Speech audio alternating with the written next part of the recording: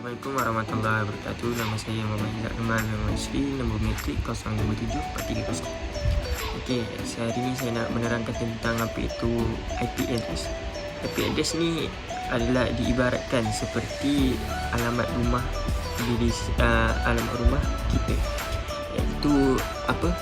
Bila alamat rumah kita ni, maksudnya IP address ni lebih kurang sama macam alamat rumah kita untuk tahu kat mana tempat kita. Okey. Alamat ini digunakan melalui perhubungan sama ada menerusi surat ataupun telefon. Okey, untuk format penomboran IP ni kita menggunakan IP version 4. So IP version 4 ni kita gunakan 4 octet. 4 octet adalah bersamaan dengan 8 bit dan 1 octet bersamaan dengan 1 byte. Okey, cara pengiraan dia adalah kita buatkan 8 bit tu 1 garis 1 2 3 4 5 6 7 8. So apabila kita buat macam tu, kita gandakan daripada 1 kepada 2, daripada 2 kepada 4, dari 4 kepada 8, daripada 8 kepada 16, daripada 16 kepada 64, kepada 64 kepada 16 kepada 32, kepada 32 kepada 64, kepada 64 kepada 128. Dan itu adalah cara untuk kita kira IP address dia. Okey. Sekian daripada saya, terima kasih.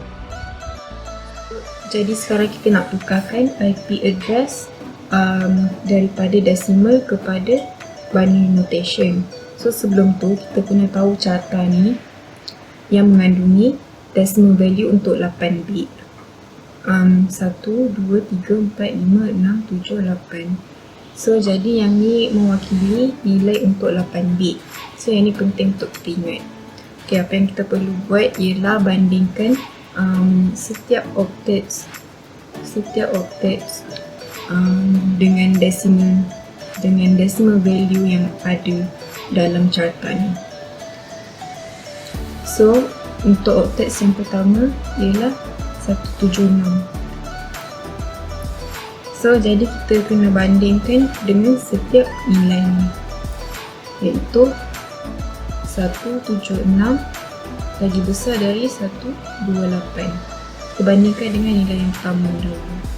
So betul ke 176 lagi besar dari 128? Kalau betul 176 lagi besar dari 128, binary notation dia akan jadi 1. Jadi kita kena tolakkan dengan 128 sama dengan 48. Kita bandingkan pula dengan nilai seterusnya, iaitu 64. So dekat sini 48 dengan lagi besar daripada 64 salah. So binary notation dia akan jadi kosong. So kita kena bandingkan 48 ni dengan nilai seterusnya, iaitu 32. Jadi 48 lagi besar daripada 32, nilai dia akan jadi 1. Tolak dengan 32 sama dengan 16. So 16 sama dengan nilai 16 dekat sini. Binary dia akan jadi 1. Kalau nilai dia dah sama dengan nilai decimal value dalam 8 bits ni, jadi kita jadikan binary seterusnya kepada 0. 8 sama dengan 0, 4 sama dengan 0, 1 sama dengan 0. So yang ni ialah binary notation untuk 176. 176 sama dengan 10110000.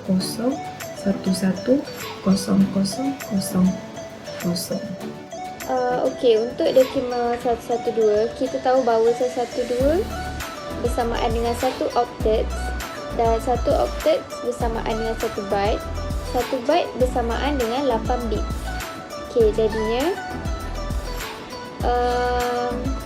112 kita akan bandingkan dengan 8 bits, iaitu 1, 2, 3, 4, 5, 6, 7, 8. Okey.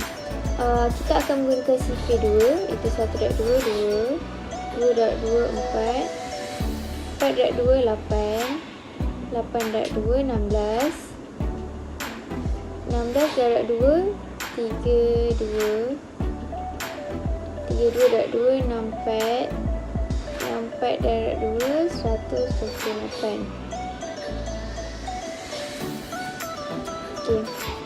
Okey, kita akan bandingkan decimal dengan bits untuk dapatkan binary. Okey.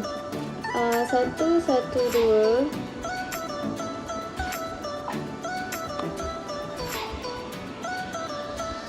lebih besar daripada 128. Okey, 128 jadinya apabila nilai decimal lebih kecil daripada bits, binary akan menjadi kosong. Jadinya kita akan bandingkan dengan nilai bit yang seterusnya, iaitu 64.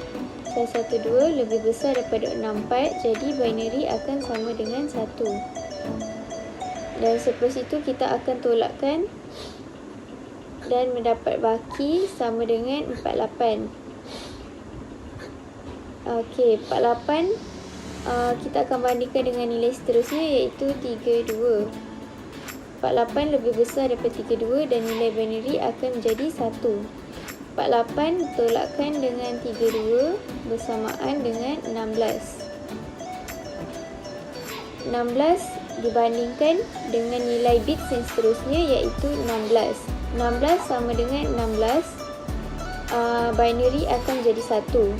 Apabila ditolakkan, nilai akan menjadi kosong dan tiada baki, dan seterusnya nilai bit akan menjadi 8 sama dengan 0, 4 sama dengan 0,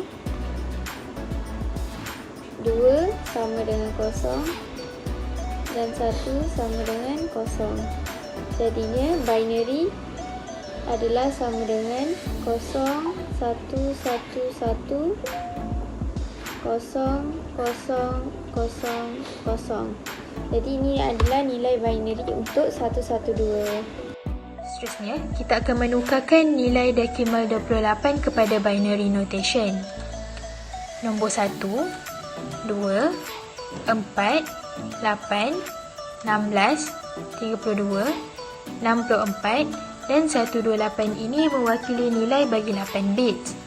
Bagi oktet yang ketiga, iaitu 28, kita perlu membandingkan nilai decimal dengan 8 bit tersebut. Jadi, 28 lagi besar daripada 128. Ianya salah. Maka, binary notation dia akan jadi kosong. Setelah itu, kita akan membandingkan dengan nilai seterusnya, iaitu 64. Jadi, 28 lagi besar daripada 64. Binary notation dia juga akan jadi kosong.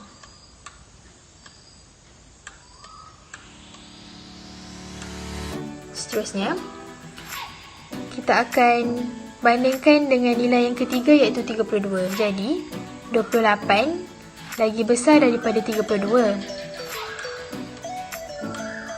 Ianya juga salah. Maka, binary notation dia juga akan jadi kosong. Seterusnya, kita akan bandingkan dengan nilai keempat, iaitu 16. Jadi, 28 lagi besar daripada 16. Ianya betul. Maka binary notation dia akan jadi 1. Setelah itu, kita akan tolakkan 28 dengan 16. Jadi, 28 tolak 16 ialah 12. Seterusnya, kita akan bandingkan dengan nilai kelima, iaitu 8. Jadi, 12 lagi besar daripada 8. maka binary notation dia akan jadi 1. Jadi 12 tolak 8, kita akan dapat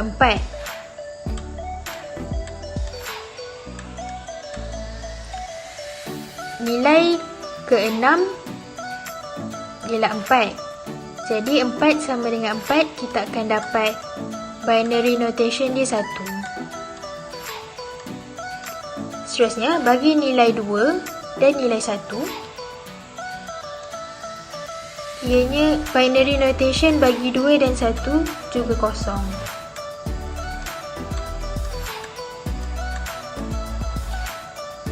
Maka, binary notation bagi desimal 28 ialah 0, 0, 0, 1, 1. Kita bergerak kepada IP address yang terakhir, iaitu 64. Setiap IP address mempunyai 4 oktet. Okey, setiap oktet mempunyai 8 bits. Okey, untuk mendapatkan 8 bits tu seperti yang saya tulis ni, cara pengiraannya seperti sama je seperti video-video yang lepas, iaitu menggunakan CP2. 1 darab 2 2, 2 darab 2 4, 4 darab 2 8, 8 darab 2 16, 16 darab 2 32, 32 darab 6, 32 darab 2 64, 64 darab 2 128. Okey, kita bergerak kepada cara pengiraannya. Okey, kita tengok 64 ini dia lebih besar daripada 128 atau sama dengan. Tapi dekat sini 64 ni dia lebih kecil. So kita letak dekat IP address ni, dekat sini adalah kosong. So sekarang kita tengok 64 ini pula, yang kedua bits yang kedua ini kita tengok dia 64. Okey, sama 64. So kita kena buat 64 tolak 64 sama dengan kosong. So dekat sini kita tulis dekat sini, bits yang kedua ni adalah 1 sebab kita dapat dia punya nilai. So bila kita tengok ni dah kosong, dekat sini dah kosong. So yang seterusnya kita akan letak dia 0 0 0 0 0 sebab hasil pengiraan dekat bits yang kedua ini kita mendapatkan dia kosong. So inilah nilai yang kita dapat, iaitu 0 1 0 0 0 0 0. Dan terima kasih Pak Piram. Saya di sini ingin membuat kesimpulan bagi keseluruhan pengiraan IP address ini. So dekat sini saya mempunyai 4 oktet yang telah diketerangkan oleh kawan-kawan saya, iaitu oktet yang pertama 176, oktet kedua 112, oktet ketiga 26 dan oktet terakhir yang diterangkan oleh saya iaitu 64. So di sini adalah semua nilai yang telah kami kira. Tujukan.